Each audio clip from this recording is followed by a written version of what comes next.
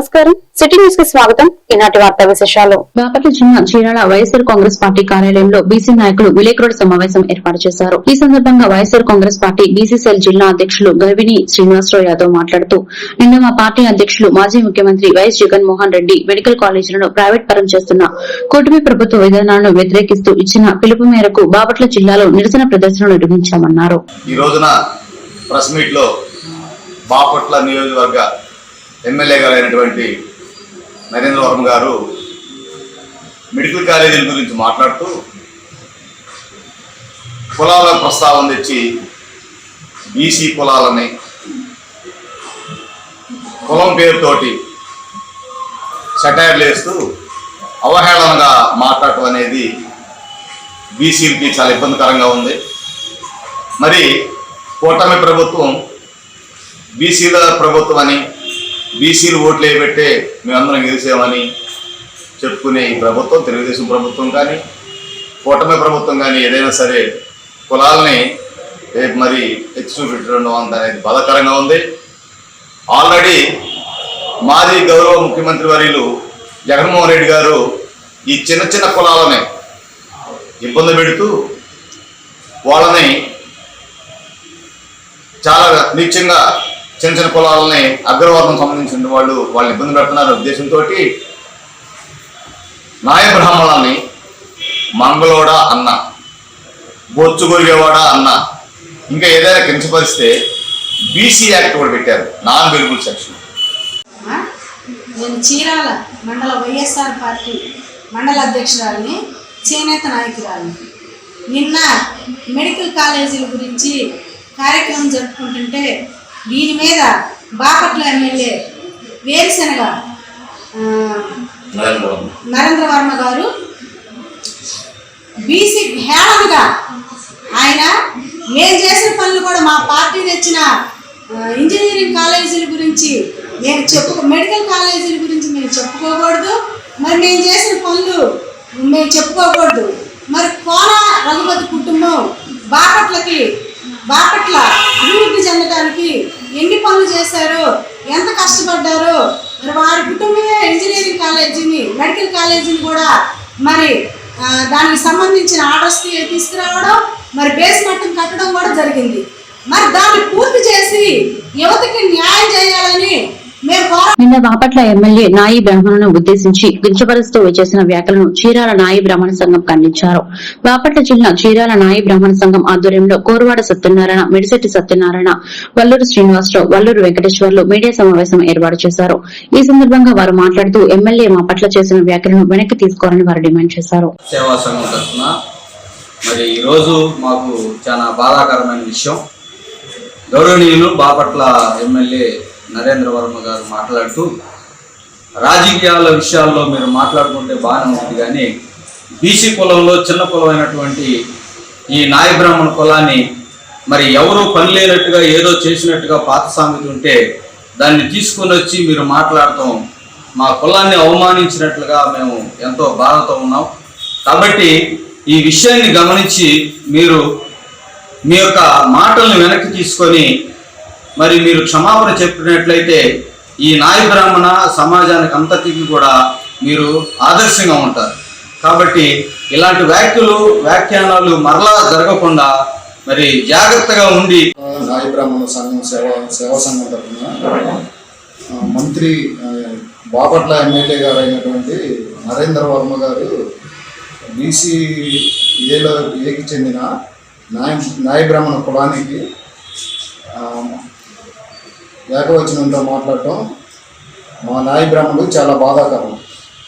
కాబట్టి మీరు ఆ వ్యాఖ్యలను వెనక్కి తీసుకోవాలని సభాముఖంగా తెలియజేసింది. బాపట్ల జిల్లా చీరాలలో సైబర్ నేరగాళ్ల బారిన పడి 1,10,00,000 రూపాయలు పోగొట్టుకున్న విశ్రాంత వైద్యులు. ఏలూరు మెడికల్ కళాశాలలో మెడికల్ ఆచార్యులుగా ఉద్యోగం చేస్తున్న వైద్యులకు కొంతమంది ఫోన్ చేసి బెదిరించి 1,10,00,000 రూపాయలు అపహరించారు. ఆయనకే కాకుండా ఆయన భార్యకు కూడా ఫోన్ చేసి డబ్బులు అపహరించారు. ఎవరైనా గుర్తు తెలియని వ్యక్తులు మీకు ఫోన్ చేసి మీపై కేసులు ఉన్నాయి, అరెస్ట్ చేయబోతున్నారని భయపెట్టి డబ్బులు గుంచుతారు. ఆ విధమైన ఫోన్ కాల్స్ వస్తే 1903 నంబర్ కి లేదా మీ దగ్గరలో ఉన్న పోలీస్ స్టేషన్ కు వెళ్లి ఫిర్యాదు చేయండి అని చీరాల 1వ పట్టణ సీఐ సూర్యపల్లి సుబ్బారావు తెలియజేశారు. చీరాల ప్రజలందరికీ నమస్కారం. నిన్న చిరాల 1 టౌన్ పోలీస్ స్టేషన్లో ఒక కేసు నమోదవడం జరిగింది. ఇదేంటి అంటే ఒక రిటైర్డ్ డాక్టర్ గారికి ఒక అన్నోన్ నంబర్ నుంచి కాల్ వచ్చి మీ ఆధార్ మీద వేరే ఒక సిమ్ ఒకటి జనరేట్ అయింది, ఆ సిమ్ నుంచి ఇల్లీగల్ థింగ్స్కి సంబంధించినటువంటి మెసేజ్లు, హరాసింగ్ మెసేజ్లు వేరే వాళ్ళకి పంపించారు. మీ మీద ముంబైలో కేసు రిజిస్టర్ అయింది. ఆ కేసు నుంచి మీరు బయటపడాలి అని అంటే పలానా ప్రణయ్ అనే ఆఫీసర్తో మాట్లాడండి, వాళ్ళు మాత్రమే ఇది చేయగలరని చెప్పని చెప్తారు. ఆ తర్వాత వాళ్ళు వాట్సాప్ కాల్ చేసి వాళ్ళు కనపడకుండా ఎవరైతే బాధితులు ఉన్నారో ఆ డాక్టర్ గారిని వీడియో కాల్లోనే ఉంచి ఎవరైతే ఆఫీసర్గా ఇంట్రొడ్యూస్ అయ్యారో ఆ పర్సన్ ఇక్కడ మనీ లాండరింగ్ కేసు ఒకటి జరిగింది, ఆ కేసుకు సంబంధించిన అమౌంట్ మీకు సంబంధించిన బ్యాంక్ అకౌంట్ లింక్ అయ్యి ఉంది, మీరు దాని నుంచి బయటపడాలి అని చెప్పేసి అంటే మీరు దాంట్లో ఉన్న అమౌంట్ ఫలానా ఒక అకౌంట్కి ట్రాన్స్ఫర్ చేయండి, ఆర్బీఐ వాళ్ళు చెక్ చేసి మళ్ళీ మీకు రిటర్న్ పంపిస్తారని చెప్పని చెప్పడం జరిగింది. అలా వీళ్ళు 1,10,00,000 రూపాయలు పంపించడం జరిగింది. ఇదంతా జరిగిన తర్వాత వీళ్ళకి ఫోన్ కాల్స్ రిటర్న్ చేసి అడుగుతారు. ఆర్బీఐ వాళ్ళు చెక్ చేసినట్టు సర్టిఫికేట్ పంపించినట్టు కూడా వీళ్ళకి మళ్ళీ ఒక ఫేక్ సర్టిఫికేట్స్ పంపిస్తారు. తర్వాత వాళ్ళు ఎంతకీ రెస్పాండ్ కాకపోయేసరికి వీళ్ళు మోసపోయారని చెప్పేసి తెలుసుకొని వచ్చి కంప్లైంట్ ఇవ్వడం జరిగింది. కాబట్టి ప్రజలందరినీ మేము కోరేది ఏంటంటే ఎవరో కూడా మీకు తెలియని వ్యక్తులు ఎవరైనా మీకు ఫోన్ కాల్ చేసి మీ ఆధార్ నంబర్ గురించి కానీ, మీ బ్యాంక్ అకౌంట్ గురించి కానీ, లేదా మీ ఏవైనా డాక్యుమెంట్స్ పోయినాయని కానీ, మీ ఎడ్యుకేషన్ సంబంధించిన సర్టిఫికేట్స్ గురించి కానీ, మీకు ఏదైనా ల్యాండ్ ఉంటే లేదా ప్రాపర్టీస్ ఉంటే వాటికి సంబంధించి కానీ, మీరు ఎక్కడైనా ఇబ్బందుల్లో ఉన్నారని చెప్పనేసి ఏవైనా కాల్స్ వస్తే దయచేసి మీరు భయపడి వాళ్ళ కాల్స్కి బెదిరిపోయి మీ అకౌంట్ డీటెయిల్స్ తెలియపరచడం కానీ, లేదా మీ దగ్గర ఉన్న అమౌంట్స్ వాళ్ళకి వేయడం కానీ చేయొద్దని చెప్పనేసి కోరుకుంటున్నాము. మీకు ఏదైనా అనుమానితంగా ఒక కాల్ వచ్చిందంటే ఇమ్మీడియట్లీగా మాకు చిరాల 1 టౌన్ పోలీస్ వారికి తెలియజేయవలసిందిగా కోరుచున్నాము. అలాగే అలాంటి ఫేక్ కాల్ ఏదైనా వచ్చిందంటే ఇమ్మీడియట్గా 1930 కాల్ చేసి ఇన్ఫార్మ్ చేసినట్లయితే ఆ మొబైల్ నంబర్స్ స్పామ్ కాల్. ధ్యానంతో పాటు సత్సంగం, సజ్జన సాంగత్యం, స్వాధ్యాయనం చేయడం ద్వారా మనస్సు ప్రశాంతత పాటు ఆరోగ్యంగా ఉంటామని ధ్యాన మాస్టర్ కుమార్ అన్నారు. కర్లపాలెం గణపవరం రోడ్లోని శ్రీ గురువాణి పిరమిడ్ ధ్యాన కేంద్రం అమావాస్య ధ్యానం నిర్వహించారు. ఈ సందర్భంగా కుమార్ మాట్లాడుతూ ప్రతిరోజు క్రమం తప్పకుండా ప్రతి ఒక్కరూ ధ్యానం చేయాలన్నారు. ప్రతి వ్యక్తి జీవితంలో 50% ఆధ్యాత్మిక కూడా పెంపొందాలన్నారు. ధ్యానులకు అన్నప్రసాద వితరణ జరిగింది. ఈ కార్యక్రమంలో నిర్వాహకులు గుండం చంద్రశేఖర్, లీలా కుమారి, ఆలపాటి వెంకటరమణారావు పాల్గొన్నారు.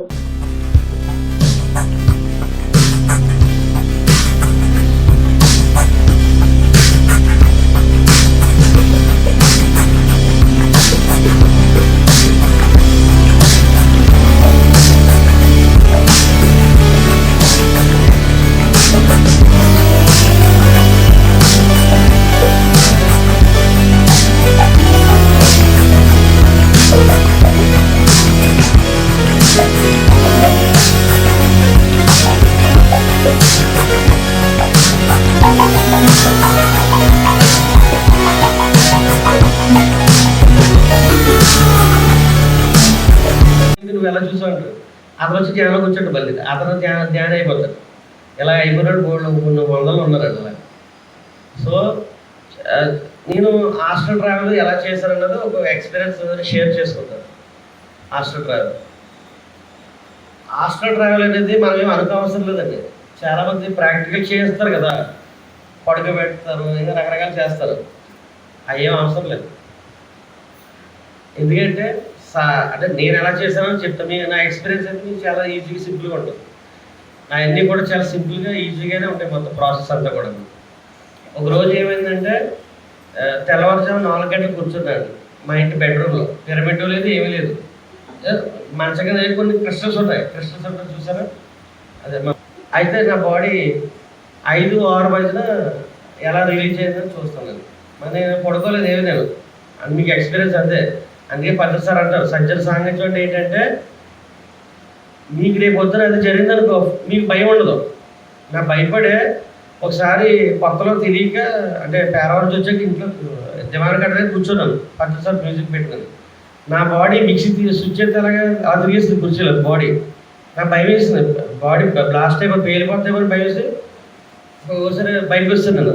చూసారా ఆ రోజు నేను హాస్టల్ చేసేస్తే ఎలా ఉంది కూర్చొని ఎలా తెలియపోతే ఎలా ఉంటుంది అన్నమాట. అందుకే సజ్జన సాంగత్యం అంటే సజ్జనం అంటే ఏంటంటే మన ధ్యానంలో ఏదైతే దర్శిస్తామో అదే సజ్జనం. మనకి కదా మామూలుగా ఈ ఎవరైతే యాక్టర్స్లో ఉన్నారో వాళ్ళ చెప్పినప్పుడు మేమే చెయ్యం.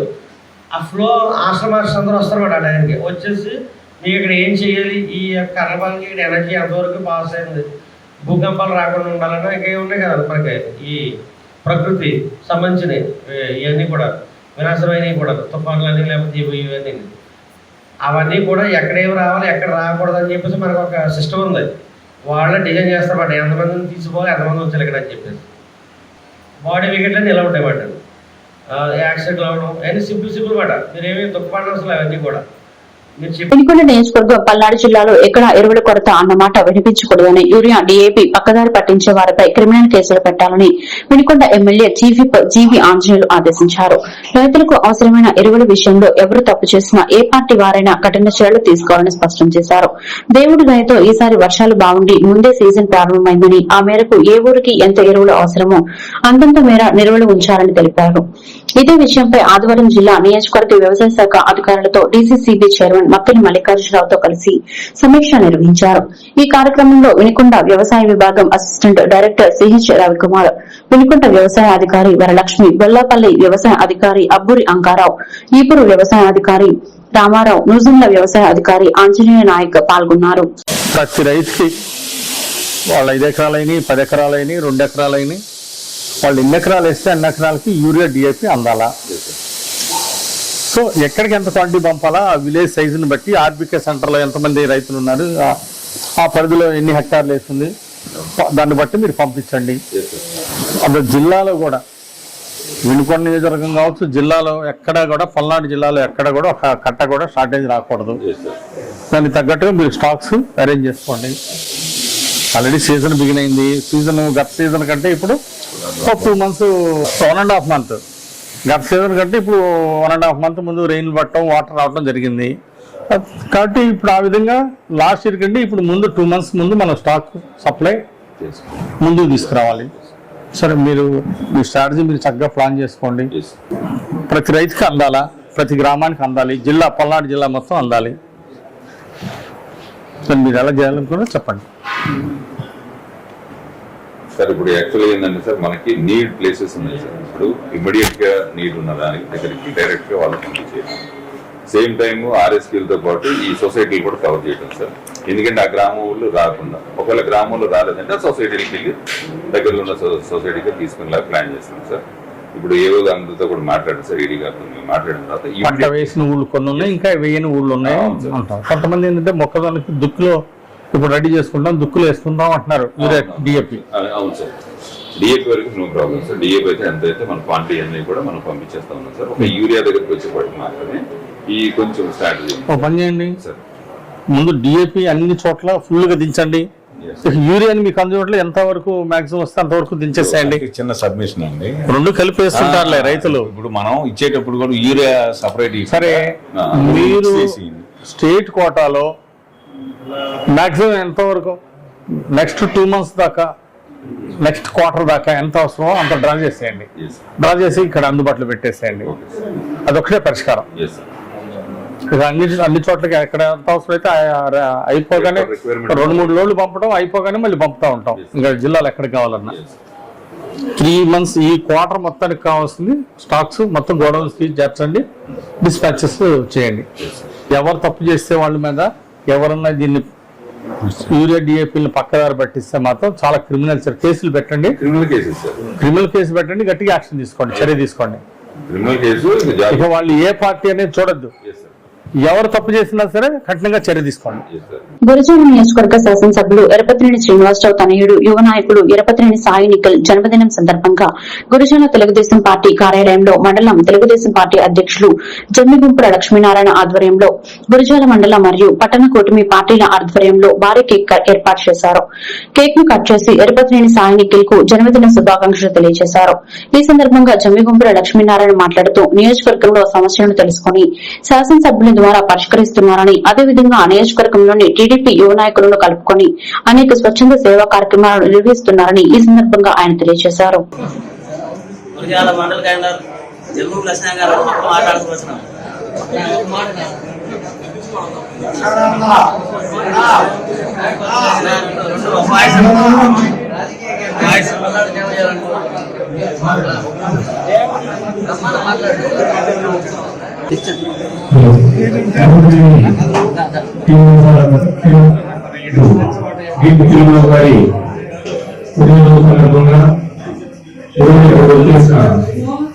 కార్యకర్తలకు, నాయకులకు, అభిమానులకు ధన్యవాదాలు తెలియజేస్తూ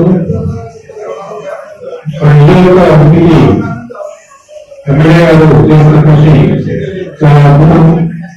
దానికి అనుగుణంగా వారి తల్లి విక్రమ్ గారు అనేక ప్రకారం నుంచి రాజకీయ ప్రస్థానం ప్రారంభించి మనలో ఒక కార్యకర్తగా ఎదుగుతూ ధన్యవాదాలు.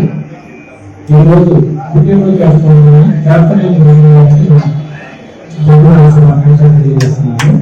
ఎన్నో కష్టాలను ఎదిరించి విజయబాబు అందరికీ కూడా ప్రతి వాళ్ళకి మనిషిలో మనిషిగా ప్రతి కష్టాన్ని మాతో పంచుకొని ఎంత స్థాయికి ఇంకా ఎన్నో పనులు అనుభవించి ఒక ఉన్నతమైన స్థానాన్ని చేరతారని నా ఆశ. ఆ నమ్మకం పోయి నేను కూడా ఆయన నమస్కారాలు. ఈరోజు మన యువ నాయకులు మన నియోజకవర్గ అభివృద్ధికి వెనకుండి ఆయన చేసే కృషి చాలా విలువైంది. మన నాయకులు పార్టీని ఈ విధంగా నడిపించడం మనందరం కూడా గర్వకారణం. ముందు రోజుల్లో ఆయన మంచి పదవులు అధిరోహించి మన పార్టీని మనందరినీ కూడా నడిపించాలని కోరుకుంటూ సమర్థిస్తున్నాం. వచ్చినటువంటి మన తెలుగుదేశం పార్టీ నాయకులకు, కార్యకర్తలకు అందరికీ కూడా ధన్యవాదాలు. ముఖ్యంగా గురజాల అంటే ఎరపతినేని అంటే గురజాల. అలాంటి ఎరపతినేని శ్రీనివాసరావు గారి తనయుడు ఎలా ఉంటాడంటే దాదాపుగా ఎరపతినేని శ్రీనివాసరావు, మన ఎమ్మెల్యే ఎరపతినేని శ్రీనివాసరావు గారిని బీట్ చేసే విధంగా ఉన్నాడు. యాక్చువల్గా రాజకీయాల్లో ఏ రకమైన పదవి లేకుండానే అతని శ్రమ, అతని దీక్ష. ఎలక్షన్ ముందు మనం ఓడిపోయినప్పుడు అతను మన కార్యకర్తలకి, నాయకుడికి తోడు ఎక్కడ కష్టం ఉందంటే అక్కడికి వచ్చేవాడు, మన నాయకుడితో పాటు పోరాడేవాడు. కుమారుడు నిఖిల్ బాబు పుట్టినరోజు సందర్భంగా గోదావర తెలుగుదేశం పార్టీ సభ్యులందరూ ఇక్కడ ఇచ్చేయడం జరిగింది. వారందరి సమక్షంలో ఎలక్ట్రిక్ నిఖిల్ బాబు గారికి కేక్ కట్ చేయడం జరిగింది. వారి శుభాకాంక్షలు తెలియజేసుకుంటాము. వారు భవిష్యత్తులో ఉన్నత శిఖరాలు అధిరోహించి ఉన్నత పదవులు చేపట్టి మన గోదావర ప్రజానికానికి సేవ చేయాలని, అలానే ఆయన యొక్క ఆయుర ఆరోగ్యాలు ఆ భగవంతుడు చల్లగా చూడాలని ఎలక్ట్రిక్ నిఖిల్ బాబు గారికి గోదావర పట్టణం, గోదావర తెలుగుదేశం పార్టీ. ఈ వార్తలు ఇంతటితో సమాప్తం. మరొక బిడ్డలో మళ్ళీ కలుద్దాం. నమస్కారం.